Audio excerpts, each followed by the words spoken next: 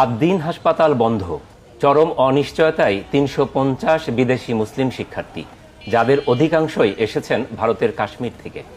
I hope so they help us. So we really hope that the Bangladesh government help us in this. শিক্ষা জীবন বাঁচাতে তারা গিয়েছিলেন সচিবালয়ে, উদ্দেশ্য স্বাস্থ্যমন্ত্রীর সঙ্গে দেখা করা। কিন্তু মন্ত্রী সচিব কারো সাক্ষাৎ পাননি কোটি কোটি টাকা খরচ করে পড়তে আসা ছাত্রীরা। So we requested, we asked to talk with the health secretary today, but unfortunately আমি ওনার সাথে কথা বলতে পারি নাই। but আমি ওখানে application জমা দিছি, তো hopefully they will take action and consider our situation.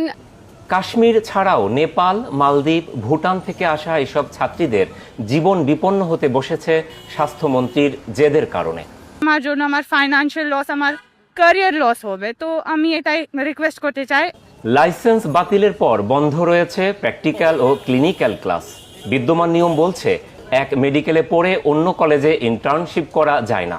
অন্য কলেজে মাইগ্রেশনের সুযোগ একেবারেই নেই। তাই আদ্দিন খুলে না দিলে অল্প দিনেই বরবাদ হয়ে যাবে ছাত্রীদের সারা জীবনের অর্জন। কোনোদিন পরিচয় দিতে পারবে না ডাক্তার হিসেবে। আমার ন্যাশনাল মেডিকেল কাউন্সিলে গাইডলাইন যেটা আছে, ও হিসাবে আমি আরও কোথাও হসপিটালে শিফট করতে পারবো না। আমাকে একটাই হসপিটালে, আমার পেরেন্ট হসপিটাল কমপ্লিট করতে হবে।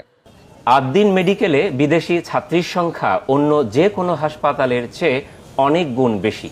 আমার জন্য বেস্ট এটাই, আমার হসপিটাল আবার খুলে দেয়। ডিগ্রি বাতিল হওয়ার আতঙ্কে চরম দুশ্চিন্তায় দিন কাটছে বিদেশি ছাত্রীদের। প্রধানমন্ত্রীর কাছে আবেদন জানিয়েছে হাসপাতাল খুলে দেওয়ার। Abu Saeed, media network, Dhaka.